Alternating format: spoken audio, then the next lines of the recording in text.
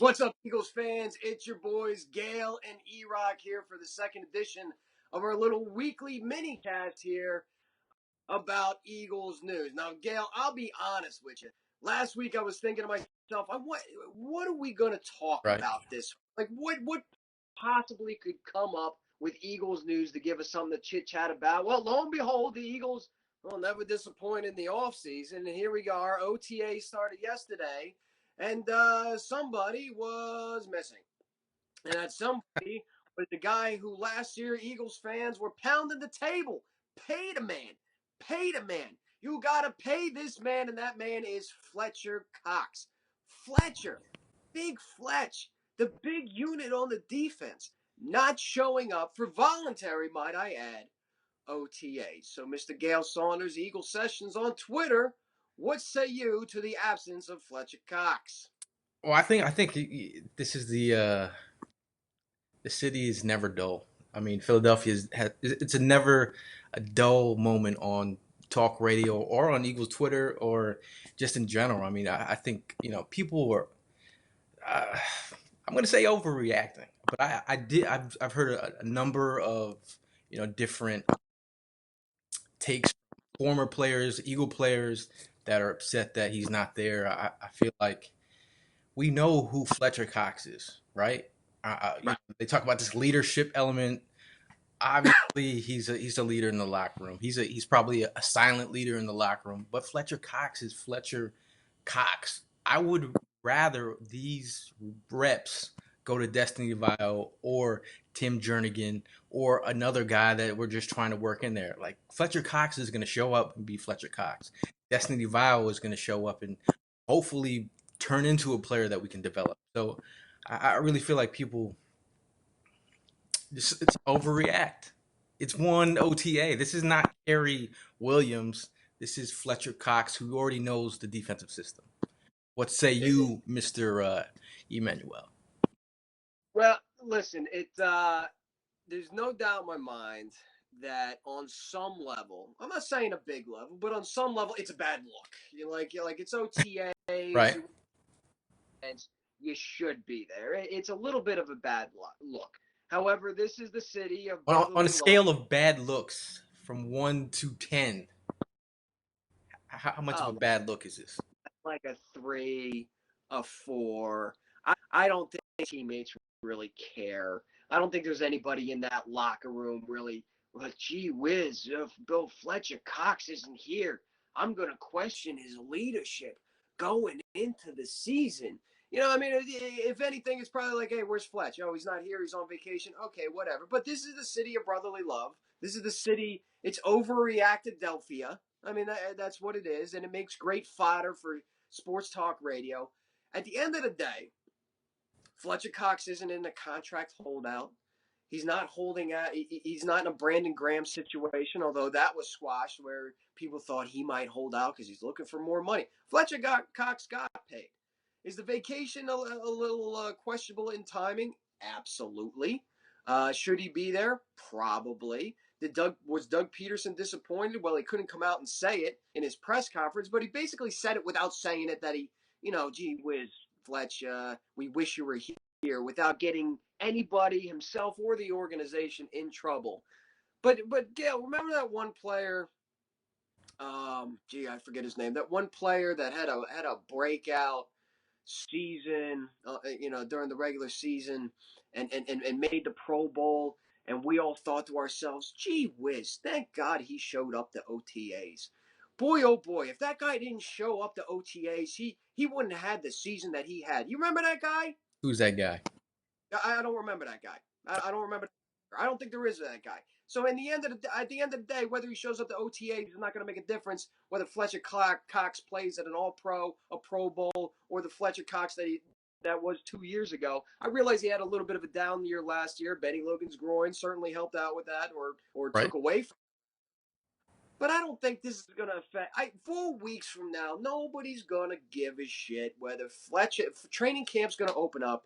He's going to be out there. He's going to be beasting, and nobody's going to give a shit that he took some vacation time during voluntary OTA. I mean, it's similar to taking a day off. The everyday Joe might need a day off. The big thing with Brandon Graham and Fletcher Cox, the F word family, spent some time with his family. Sometimes players need that. Especially in 2015, his brother died of a heart attack. I think to him, family is important. So I feel like whatever Fletcher needs to do to get him to be himself and to perform at a high level, hey, so be it. You know what I mean? Yeah, Do what you got to do. and I don't think any of this really questions his leadership. He's not. I don't want to say he's not the leader on the defense, but he's not like that's what Malcolm Jenkins is for. You Right. know what I mean? Lined up. That's what guys like Jordan Hicks are for. You saw that mic'd up that the Philadelphia Eagles produced. I think it was against the Dallas game where he was running around crazy and hyping everybody up. Right. That's a Malcolm Jenkins is a vocal leader. Fletch is just not that guy. Brandon Graham's even a vocal leader. Mm-hmm. Fletch isn't the guy. He's going to show up. He's going to beast. He's going to be the best defensive player on the field. And to miss, a little OTA time, I don't want to make excuses for the guy. Like, look, it would have been a better look if you showed up. It would have been a better look if you were there. Right. I see this whole God. You got people like tweeting at him, like show up, dude. Weak, dude. There's no heart, man. God, really, really, really. Hey, there's no other guy that has a man dog nickname across the front Yeah. line. He's a man dog. He does what he does. I mean, like if some people are like, well, what if Carson Wentz didn't show?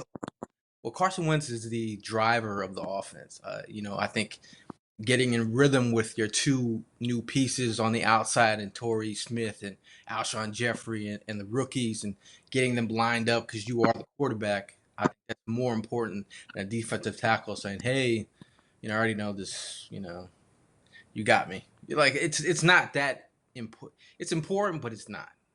Right. The funny thing that we're talking about one OTA practice. Philadelphia, man.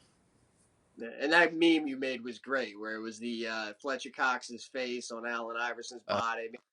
Talk about OTAs, man. Not OTAs, man. a game. OTAs, and that's exactly how I feel about it. You just mentioned the wide receivers. Mm-hmm. A lot of reports coming from the beat writers, and some video evidence of such reported that Nelson Agholor in OTAs looked pretty good.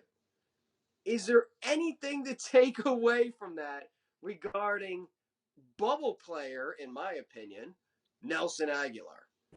With the new wide receiver coach growing there, like I really feel like he's a guy that can help develop receivers, and I think he's put a foundation under Nelson Agholor to hopefully flourish. He looks rejuvenated. I mean, as a receiver, like you can tell when a guy runs crispy routes. He's getting in and out of his break. You obviously see DGB. If you guys saw that video where the next player that comes out is DGB running, coming out of his break and falling over. I feel like it's he looks good. He looks good. But then again, when the lights are on, big time players make big time plays. Can he be that player that we expect from a first round draft pick? And people were looking at the videos and saying, "Man, he looks fast." Yeah, you should. You're a professional athlete. You should look in shorts and Right. shells. Nothing.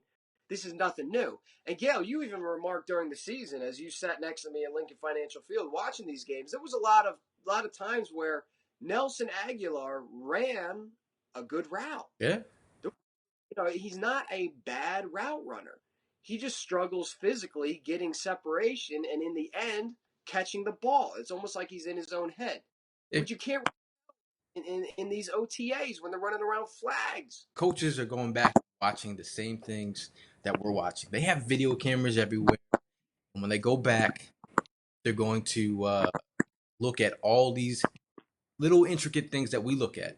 They're going to go back to the meeting room. They're going to say, "Yo, DGB, you look terrible coming out." That's one thing that that's the thing they talk about anyway. So like when people are like, "Oh, they're nitpicking on," he just dropped the ball. Twitter's erupting.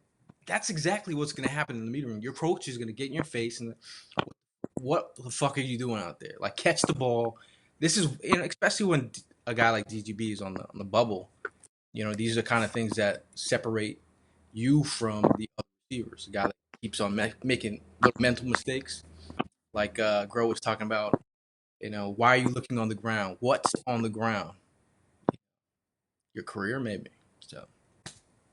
So I mean, do you feel like Nelson Agholor had the opportunity to prove and show 2017? I feel like he has the opportunity to prove and show in training camp, but the reality of the situation is, I really think they're only keeping, and we discussed this on the last little mini cast. I really feel like they're only keeping five wide receivers. Right. If you okay, so the two rookies, well, you invest a fourth and a fifth round pick, so they're in. Bing bang, you just signed two of them. Let's say Jordan Matthews is definitely a lock. Alshon Jeffrey is definitely a lock. All of a sudden, you look at Torrey Smith and Nelson Agholor for that fifth spot. If they keep six, then does Nelson make the team? Probably, unless he's outperformed by somebody surprising in training Yeah. camp. Receivers, now you're on a coin flip between Nelson Agholor and Torrey Smith, and one of them is going to have to go. Now, here's my question to you, and I thought of this before we really jumped on because we talk about, well, Grow could possibly, rejuvenate Nelson Aguilar's career. Grow could groom him to be the 100 ball catch guy that he was at USC. Grow can finally leach out of this young man the talent that Chip Kelly and Greg Lewis couldn't finally couldn't possess out of him.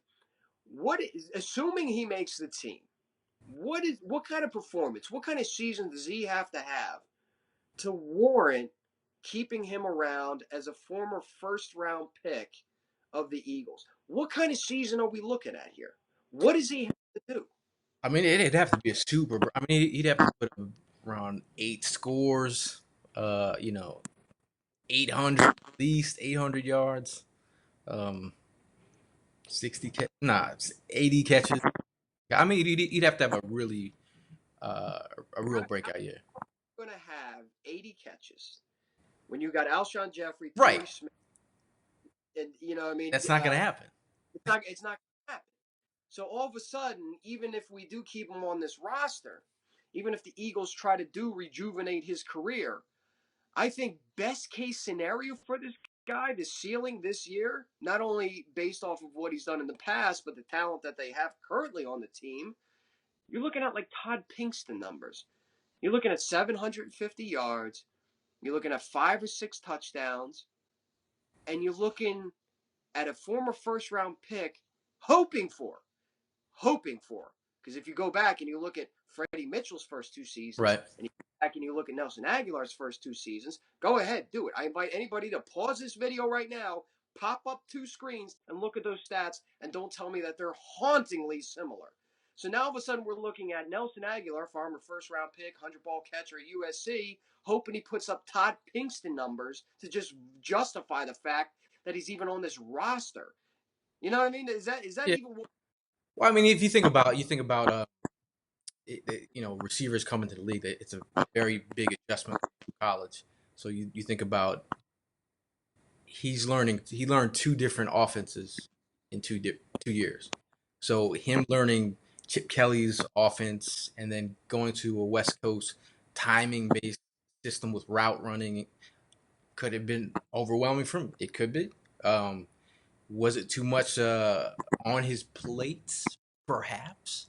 But I think I'm telling you, it could go back to the strip club, and the tough Nigerian family who disgraced him. He disgraced the Agholor name. We've talked about this. Hmm?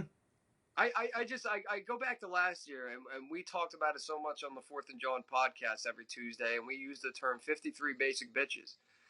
I don't think there's any bigger basic bitch on the team than Nelson Agholor, who has to basically take himself out of games, or at least upon the recommendation of the coaching staff, and say, I need some me time. I need to focus on me. I need to get my head straight. What the fuck, dude? Like, really? Yeah, I What? mean it's can you really I was thinking about, the thing that he was lacking last year was confidence. I looked at some quotes from some big time NFL coaches, Bill Parcells. Um, Basically, and potential and confidence. That's the one thing we're basing his career on. Like, he's got potential. Potential means you haven't done anything yet. You lose with potential. You win with performance. Knowledge is confidence, and confidence lets you play fast. Um, Here's another one. You can't dream up confidence. Confidence born of demonstrated ability. That's the thing. He hasn't demonstrated anything for him. I think if he has a moment where he, demonstrates. Well, I mean, he did score some touchdowns last year. I remember he scored that touchdown against the Giants on a what was that, a post route? It was pretty nice. But yeah, we really have to see consistency from Aguilar. Yeah. I agree, and I yeah, those are some interesting quotes that you brought up, because all of those are true. You know what I mean? You need to, if the confidence is built up in practice, that allows you to play fast because you're not thinking about what you're doing. You're not thinking about making the catch. You're not thinking about running the route, where you have to stop, where you have to pivot, where you have to go from there. Because it's all just it's been practiced so much, it's almost muscle memory to the point where you can play fast and just take in other elements of the game, which then in turn are going to heighten your level of play because you're not thinking about the basic shit. Right. He's still thinking about the basic shit. And that's what worries me. I'm not sure that one wide receiver coach can, and can take away the basicness of his game.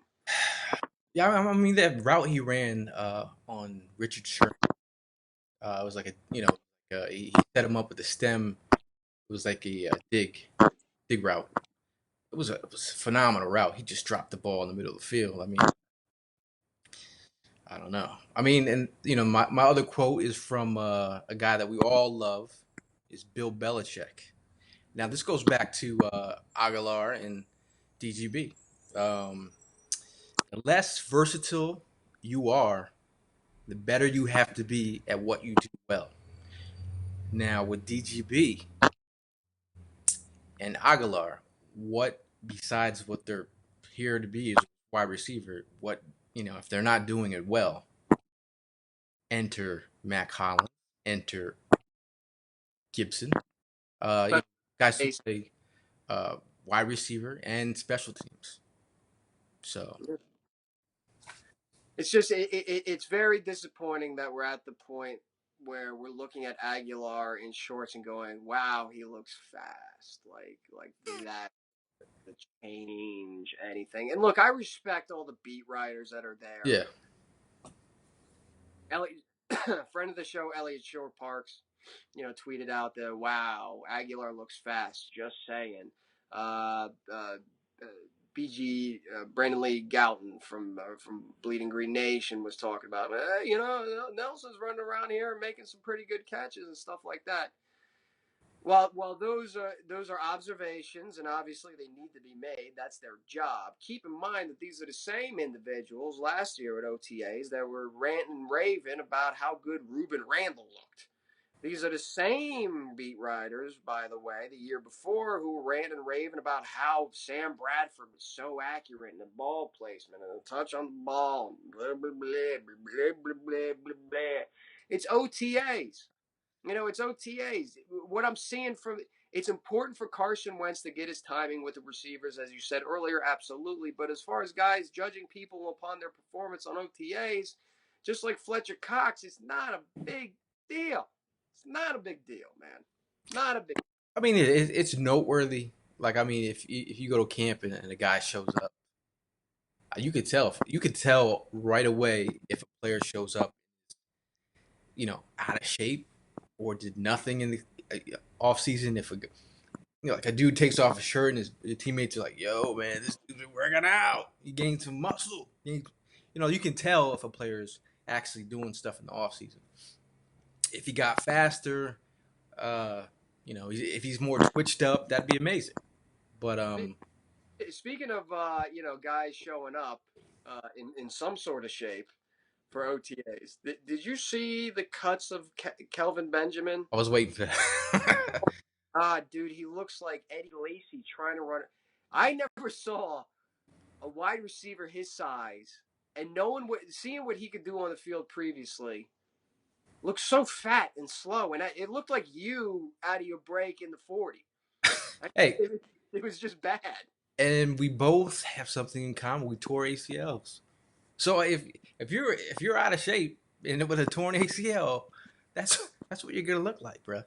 You're gonna blow a hammy, and next thing you know, That's what you're gonna look like. back Yeah, around. I mean, Kelvin Benjamin. I feel like he's a guy that needs to lose weight in order to help his ACL out. So I obviously looked old and crusty, like my 40, my, my 40. Oh man, that thing will go down living in infamy. So as we wrap this little mini cast up over here, something that kind of made me chuckle came down the pike. Overall NFL news: worst commissioner in NFL history and worst commissioner in current sports. One clown nose Donald Trump lookalike Roger Goodell all of a sudden decided that he's going to reshape the rules as far as touchdown celebrations go. Wow. Ooh, Raj, why the change in stance all of a sudden? Now, the NFL has been long noted since Raji Poo took over. That is, it is the no fun league. He took away group demonstrations, going to the ground, and using the ball as a prop. Now, all of a sudden, those things are legal. Why the change in heart, Gail? Why do you think old Raji Poo decided to have the Well, change? Roger listened to the players, and there's a quote he said today. We are excited to tell you about another change that comes after conversations with more than 80 current and former players. We are relaxing our rules and celebrations to allow players more room to have fun after they make big plays. We know It's that you love spontaneous displays of emotion that come after a spectacular touchdown, and players have told us they want more freedom to be able to express themselves and celebrate their athletic achievements. It's nice. it's well worded. It's well written. It is the complete opposite stance. It's almost like he woke up one morning and said, "You know what? Fuck it. All those things that I've been trying to shut down. Goalpost.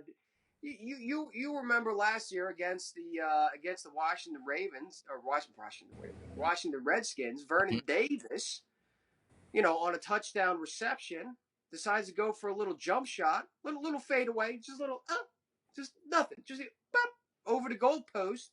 Redskins get flagged 15 yards on the kickoff, and then Darren Sproles, right? Was it Darren Sproles or was it Josh Huff? Oh, the kick return Yeah. and Wendell Smallwood, they both returned kicks. Yeah, okay. All right. So an Eagle runs it back on the heels of getting a 15-yard penalty. Now, granted, it helped the Eagles, but it was a bogus call. Like Right. really, and he got. Not only did the Redskins, who ultimately won that game, right? They ended up winning that game. Uh, but not only were they, the result of the penalty ended up being a Philadelphia Eagles touchdown on special teams, but then Vernon Davis was fine for that meaningless celebration. Granted, it helped out the Eagles. Again, I get it. But it just sucked all the fun out of the league. I can't help but think that the down viewership and the lackluster sort of product that they were putting on the field couldn't help but be attributed to the fact that it wasn't fun. You had players, one Cleveland Brown especially comes to mind, who just like robotically placed Yeah, the Hawkins. ball in the end zone, Yeah, and that was his touchdown celebration. Almost wonderful thing. yeah. I mean, I think the league is finally like realizing the outlook. The way they're looking from the outside. You think about the domestic abuse situations. These are things that take away from some of those issues. Like I, you know, there's some conspiracy stuff out there about why the Deflate Gate lasted so long, because it was a distraction from all the other background issues that were going in the NFL with the abuse stuff. And that, if you think about it, it kind of makes sense, because if you're talking about Deflate Gate nonstop on television 24/7, you're not talking about Greg Hardy and all the other issues that were around at the time. So I feel like they do need to. It shouldn't be the no fun league. It should be these touchdowns should be you know I'm not gonna say PG. PG-13. You don't gotta move your hips like Antonio Brown. They said there will be no twerking. Antonio Brown. So I don't know when Raji Poo's contract is up. I don't know how many years he has left. I don't know when they finally move on from him, like they did Paul Tagliabue when he retires. But as of this point right now, he's been commissioner for long enough where there's been a lot of moves and a lot of scandals and a lot of news made. If you were to retire tomorrow, fill in this blank. Roger Goodell's legacy in the NFL is what? Getting that probably that new CBA, getting that done. Yeah. I think he at the end of the day, his legacy is he put more money into the pockets of the NFL owners. And that, at the end of the day, that's really what it's about, and that's what he fulfilled that for his owners. So obviously, they're excited what he did, uh, and they took money away from the players down in the future. First round picks aren't getting all that money, and so obviously money is the biggest issue, and that will be his legacy, saving the team's money. So Yeah, I was going to say financial growth and viewership decline. It almost seems like an oxymoron, but that would be the legacy of Roger Goodell. On the positive side of things, I don't think anybody in any of the four major sports could bang out a 10-year CBA quite the way that he did. Especially when you're talking about putting a rookie wage scale into place. Um, a 10-year CBA is a long time. That is a long time to pull that sort of thing off. And it saved the owners a lot of money. All of a sudden now, teams who made a bad pick in the first round, all of a sudden are now not. It's bad enough to miss on the pick. It's worse. It's almost worse to be financially have your hands tied and not be able to make any more moves right, because you're paying a guy who never took an NFL snap, specifically a quarterback, some ridiculous amount of money. And you can go back and take a look at all the quarterbacks and running backs and wide receivers taken in the top 10 and ask yourself if that CBA wasn't in place right now, what kind of money would those people be making and how many of those people would it actually be worth it? I yeah, mean, I could probably count over Roger Goodell's tenure since that CBA has been signed, maybe 10 players that would have been worth the money that they would have been paid if had the rookie wage scale not been in place. yeah. I mean, no team wants to Jamarcus Russell. No. You Jamarcus Russell in the first round, and I mean that back in the day, they paid a shit ton. You look at a Carson Wentz in his second year of his deal, second overall pick. We're paying $6 million. Right. And all of a sudden it becomes in vogue in the league to sign big free agents if you feel like that quarterback's going to do something for you in a short amount of time, i.e., Russell Wilson. Whereas, look, we don't have to pay our quarterback a lot of money right now. We have all this cap space to play with, so we can build around this quarterback instead of having a rookie quarterback that's making a ridiculous amount of money and we can't go afford to go and sign anybody to help this young man, whether it be a wide receiver or offensive weapon or an offensive lineman, and it's just killing these young players. Now all of a sudden it's like this guy's not costing us anything. He's pennies on the dollar. Let's go out and spend and build around these young players to help them out, and that you'll find a higher success rate if you do so. That's going to be Roger Goodell's positive. His negative, I mean, it's a fucking laundry list. Whether it's the concussions, or the domestic abuse in the way that that's handled, or Spygate in the way that that was handled, or Deflategate in the way that was handled. And the list goes on and on. So that's why I think Roger Goodell, if he was to retire tomorrow, his legacy would be financial growth and viewership decline. Makes sense, right? Yeah, Hey, we got hey, one of the biggest things, well, the referees. I think that he's got referees full time now, isn't that the new thing? I guess. I haven't heard anything about that. Hey, well, the other thing that with the whole a couple rules that are in place now, um, the team will now go from what is it, 90 to 53. That's pretty huge. Hmm. So we'll get to see players all the way into um, the last game of the training camp or preseason, and then it goes right to 53. So But speaking of financial growth and viewership decline, I do here at Fourth and John reverse that effect. As to our financial growth is declining, but our viewership is going up. Hey, hey, positive. eh, I'll take that. We appreciate those people who are checking out these little mini casts here. We appreciate the people that are checking out the new Fourth and John YouTube channel. We appreciate the fact that people are growing to like it on Twitter, and we got the tailgates coming up later on in the season. You know, those are going to be lit. Again, I just want to plug uh, Green Legion and their trip going out December 10th to Los Angeles, where it'll be, you go with Green Legion and basically they take care of everything. It's not just a hotel and a ticket. They're basically on Friday. They're organized a pub crawl. On Saturday they have a giant pep rally. On Sunday morning I'll be DJing Santa Monica Oh, Pier. hey, Yeah, if you want to check it out greenlegion.com or email. If you have any questions, email Quimby at greenlegion.com. Your questions about that, but we're going to do a big out there on the West Coast. Gail, we still got to organize our season opener trip down to DC. We still got to figure that one out. little guy, you get tickets? I didn't get tickets yet. No, I can't imagine they're going to be hard to find though. You think so? Why? Yeah, it's Washington. You know what I mean? It's Washington. I think I think they'll show up. That'll be a big game, man. Well, it's going to be the first game of the season, but it's a big stadium too. It's a big stadium.